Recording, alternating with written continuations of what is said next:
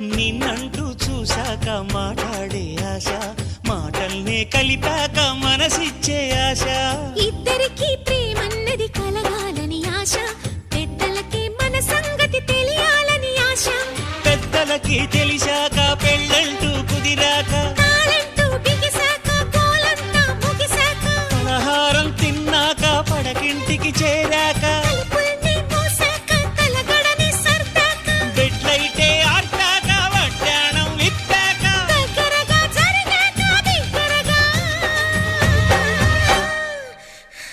చెప్పు ఆశ ఆశ